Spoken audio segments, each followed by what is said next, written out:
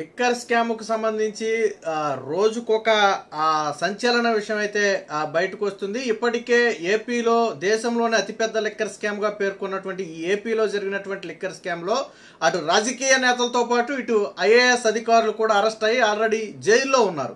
So ఇది అందరికీ తెలిసిన విషయమే. దాదాపుగా 3,500 కోట్ల రూపాయలు లంచాల రూపంలో తీసుకుని ఆ బ్రాండ్లను అనుమతించారనేది దీని ప్రధాన అభియోగం. ఇంకా దీని డెప్త్కి వెళ్ళాలి. అయితే ఈ లిక్కర్ కేసులో కొత్తగా మరొక వ్యక్తి పేరు అయితే చేరింది. వాస్తవానికి ఇదేమీ ఆశ్చర్యకరం కాకపోయినా కొద్దిగా ఆలస్యంగా పేరు వెలుగులోకి వచ్చింది. ఎవరయ్యా అంటే గతంలో సకల శాఖ మంత్రిగా చేసినటువంటి సజ్జల రామకృష్ణారెడ్డి తనయుడు సజ్జల భార్గవ రెడ్డి. రెండు తెలుగు రాష్ట్రాల్లో సుపరిచితమే. ఎందుకంటే గతంలో ఎన్నికలకు ముందు వైసీపీ సోషల్ మీడియా మొత్తాన్ని కూడా తన గుప్పెట్లో పెట్టుకుని నడిపినటువంటి వ్యక్తే ఈ సజ్జల భార్గవ రెడ్డి. సో అందులోనూ సజ్జల రామకృష్ణారెడ్డికి ఒక రకంగా చెప్పాలంటే ఎలక్షన్ టయానికి A2గా ఉన్నాడు. ఒకప్పుడు A2 అంటే పార్టీలో A2, నేను కేసులో A2 అంటలేదు. పార్టీలో జగన్మోహన్ రెడ్డి తరువాత ఆ స్థాయి ఉన్న వ్యక్తి ఒకప్పుడు విజయసాయి రెడ్డి. తర్వాత మొన్న ఎన్నికలు వచ్చే సమయానికి సజ్జల రామకృష్ణారెడ్డి ఆ స్థానాన్ని ఆక్రమించాడు. అంటే దాదాపుగా జగన్ తర్వాత జగన్ అంతటి వ్యక్తిగా పార్టీలో చలామణి వ్యక్తి. సో మరి ఆయన తనయుడే స్వయంగా ఇందులో దిగితే అడ్డుకునేది ఎవరు అంటే హైకమాండే వాళ్ళ చేతిలో ఉంది కాబట్టి ఎవరు ఏమీ చేసే పరిస్థితి లేదు. ఇప్పుడు ఆ సిట్టు జరిపినటువంటి విచారణలో సజ్జల భార్గవ రెడ్డి పేరు అయితే బయటకు రావడం జరిగింది. పేరు ఇలా బయటకు వచ్చిందో లేదో సజ్జల రామకృష్ణారెడ్డి బయటకు వచ్చి గుమ్మడికాయలు దొంగ ఎవరంటే నేనే అన్నట్టుగా భుజాలు తడుముకుంటున్నాడు. వాస్తవానికి ఇప్పటి వరకు అభియోగాలు ఉన్నాయి. ఈయన పాత్ర కూడా ఉంటుందనేది అనుమానం. దీని మీద విచారణ జరగాలి, పూర్తి స్థాయిలో తేలాల్సి ఉంది. కానీ సజ్జల రామకృష్ణారెడ్డి ఉలిక్కుపడి మీడియా ముందుకు వచ్చాడు. వాస్తవానికి వైసీపీ పార్టీ ఓడిపోయిన తర్వాత సజ్జల రామకృష్ణారెడ్డి పెద్దగా ఎక్కడ మీడియా ముందు కనపడాల. 2-3 సందర్భాల్లో మినహాయించి ఎయిర్పోర్ట్లోనో లేకపోతే ఇంకో చోటో ఎవరైనా మీడియా వాడు గుర్తుపట్టి గొప్పకుని తీసుకెళ్లి మైకి పెట్టినా ఆయన కనీసం మాట్లాడకుండా తన పని తాను చేసుకుంటూ వెళ్ళిపోతున్నాడు. అంటే మీడియా ముందు కనపడటం లేదు. రెండోది సొంత పార్టీలోనే సజ్జల రామకృష్ణారెడ్డి మీద తీవ్ర అసంతృప్తి ఉంది. ఒక రకంగా వైసీపీ మొన్న దారుణ పరాజయానికి సజ్జల రామకృష్ణారెడ్డి కూడా ఒక కారణం అనేది సొంత పార్టీ నేతల్లో ఉన్న భావన. ఎందుకు అంటే ఏ రోజు కూడా ఎవరిని జగన్మోహన్ రెడ్డిని కలవనివ్వలేదు, జగన్మోహన్ రెడ్డి దగ్గరికి ఏ విషయాన్ని చేరనివ్వలేదు. అన్నీ ఈయనే డీల్ చేయటం, ఈయనే సెటిల్ చేయటం, ఈయనే ఆర్థిక వ్యవహారాలన్నీ కూడా నడపటం ఈయన చేత్తోనే నడిచింది. సో అది పక్కన పెడితే ఇప్పుడు ఈ ఎవరైతే సజ్జల భార్గవ రెడ్డి ఉన్నాడో చెవిరెడ్డి భాస్కర్ రెడ్డి కొడుకైనటువంటి చెవిరెడ్డి మోహిత్ రెడ్డి అలాగే ప్రద్యుమ్న అనే మరొక వ్యక్తితో కలిసి ఇన్ఫ్రా కంపెనీ అనే ఒక కంపెనీని నిర్వహించడం జరిగింది. ఇది ఒక డమ్మీ కంపెనీ. ఈ కంపెనీ యొక్క ప్రధాన ఉద్దేశం ఏంటంటే డబ్బులు రూటింగ్ చేయటం, నల్లధనాన్ని తెల్లధనంగా మార్చడం. అంటే ఈ లిక్కర్ స్కామ్లో వచ్చిందంతా కూడా నల్లధనంతో లెక్క, స్కామ్ రూపంలో తీసుకున్నది. దీన్ని వైట్ మనీలోకి మార్చడం కోసం సజ్జల రామకృష్ణారెడ్డి తనయుడు సజ్జల భార్గవ రెడ్డి ఉన్నటువంటి ఒక ఇన్ఫ్రా కంపెనీలో ఈ వ్యవహారం అంతా నడిచింది. ఇందులో చెవిరెడ్డి భాస్కర్ రెడ్డి కొడుకు మోహిత్ రెడ్డి ఉన్నాడు, ప్రద్యుమ్న అనే ఒక వ్యక్తి కూడా ఉన్నారు. ఎవరు ఈ ప్రద్యుమ్న అంటే మీరు కొద్ది గతానికి వెళ్తే ఎన్నికలకు ముందు ఒక 8 కోట్ల రూపాయలు దొరికాయి. ప్రధానంగా అది చెవిరెడ్డి భాస్కర్ రెడ్డి లిక్కర్ స్కామ్కు సంబంధించినటువంటి సొమ్మును రాష్ట్రానికి తరలిస్తున్న సమయంలోనే ఎక్కడో చెక్ పోస్ట్లో పట్టుకున్నారు మొత్తానికి. ఇది ఎన్నికలకు ముందు జరిగినటువంటి ఆరోపణ. ఆ రోజు ఎవరు గప్చిప్ అయిపోయారు, ఎవరు కూడా డబ్బులు క్లెయిమ్ చేయలేదు, అంతా సైలెంట్గా ఉండిపోయారు. ఎన్నికలు అయిపోయిన తర్వాత మనసు ఒప్పక చెవిరెడ్డి భాస్కర్ రెడ్డి ఈ ప్రద్యుమ్న అనే ఒక వ్యక్తి చేత ఏమని చెప్పించాడంటే నేను వ్యాపారాలు చేస్తాను, ఆ డబ్బంతా నాదే, ఆ రోజు పట్టుబడింది, భయపడి నేను రాలేదని చెప్పి వెళ్ళి ఆ డబ్బుని తీసుకునే ప్రయత్నం చేశాడు. క్లెయిమ్ చేయని డబ్బుని తాను క్లెయిమ్ చేసుకునే ప్రయత్నం చేశాడు. ఇప్పుడు కూటమి ప్రభుత్వం వచ్చిన తర్వాత, ఎందుకంటే రూపాయి 10 రూపాయి కాదు 8 కోట్ల రూపాయలు. అప్పుడు మొత్తం కూపి తీగలాగితే డొంక గదిలినట్టుగా 8 కోట్లు నీవైతే కోర్టు కూడా వెళ్ళాడు. అధికారులు ఎవరో నాకు స్పందించట్లేదు, నా డబ్బులు నాకు ఇవ్వట్లేదు, ఆ డబ్బులు నాయేనని చెప్పి కోర్టుకి వెళ్తే కోర్టుకు కూడా అనుమానం వచ్చింది.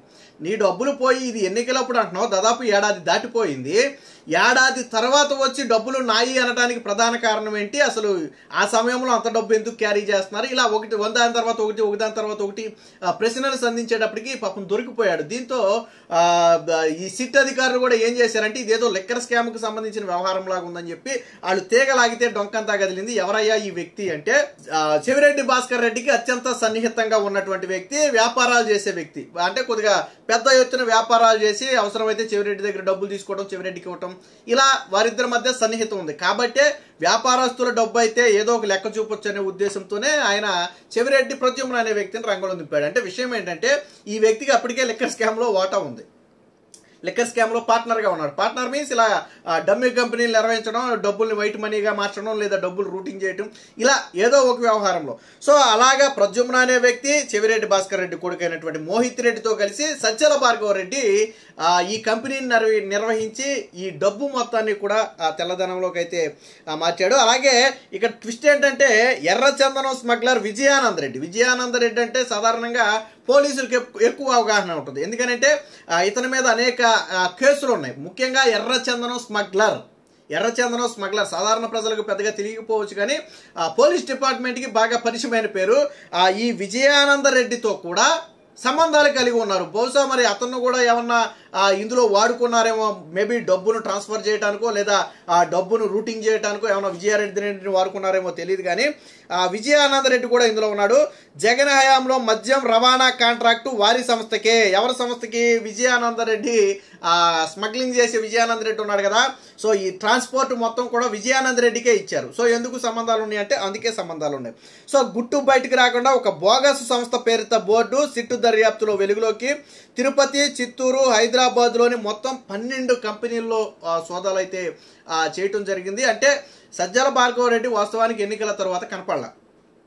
చాలా మంది చెప్పేది ఏంటంటే ఆల్రెడీ విదేశాలకు పారిపోయాడు. ఎన్నికలైన మొదటి వారంలోనే ఎట్టి పరిస్థితుల్లో కూటమి ప్రభుత్వం వదిలిపెట్టదని తెలిసే ఎన్నికలైన మొదటి వారంలోనే సజ్జల భార్గవ రెడ్డి అనే వ్యక్తి పారిపోయాడు అనేది ప్రధానంగా వినిపిస్తున్నటువంటి మాట. రెండోది, ఈ ఏదైతే మనం చెప్పుకున్నటువంటి ఈ బూతులు, అసభ్యం, ఆ మహిళల్ని కించపరచడం, వ్యక్తిత్వ అనడం, ఈ మొత్తానికి కూడా నడిపిన వ్యక్తే ఈ Sajjala Bhargava Reddy. YCP social media అంత అరాచకంగా రెచ్చిపోయి ఏ ఒక్కరు మహిళలు అంటే ఇప్పుడు ఒక నాయకుడు ముందుకు వచ్చాడు అనుకోండి, ఆ ఇంట్లో ఫ్యామిలీని టార్గెట్ చేయటం.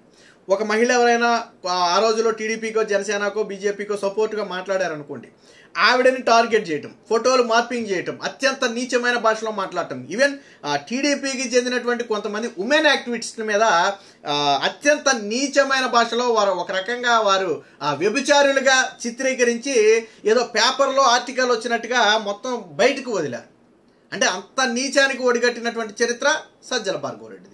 కాబట్టే ఒకటే సింపుల్ లాజిక్, ఒక వ్యక్తి మొదటి వారంలోనే దేశం వదిలి పారిపోయాడు, రాష్ట్రం వదిలి పారిపోయాడు అంటే ఖచ్చితంగా ఆ వ్యక్తి అవినీతి అక్రమాలలో పాలు పంచుకున్నాడనే అర్థం. ఆ రోజు పెద్ద పెద్ద మాటలు చెప్పి ఎన్నికలైన మొదటి వారానికే పత్తా లేకుండా పారిపోయి స్టిల్ ఈ రోజుకి కూడా ఎన్నికలు అయిపోయి దాదాపు 14-15 నెలలు అవుతుంది. ఇప్పటి వరకు సజ్జల భార్గవ రెడ్డి ఎక్కడ మొహం చూపించాల, మీడియాకి ఎక్కడ మొహం చూపించరా. ఎందుకంటే అసలు దేశంలోనే లేడు, పారిపోయాడు. పైగా కోర్టుల నుంచి మళ్ళీ గతంలో ఆల్రెడీ కొన్ని కేసుల్లో సజ్జల భార్గవ రెడ్డి పేరు ఉంది. ఈవెన్ ఈ సోషల్ మీడియాకి సంబంధించిన వ్యవహారాల్లో సజ్జల భార్గవ రెడ్డి పేరు ఉంది. ఉంటే కోర్టులకు కూడా వెళ్ళి ముందస్తు బెయిల్ కోసం ట్రై చేశారు. సో అంటే అటు సోషల్ మీడియాలో ఒక నీచమైనటువంటి కుట్రకు తెరదీయటమే కాకుండా ఇటు లిక్కర్ స్కాములో కూడా సజ్జల రామకృష్ణారెడ్డి తనయుడికి పాత్ర ఉంది. నల్లధనాన్ని తెల్లధనంగా మార్చారు, డబ్బుని రూటింగ్ చేశారు.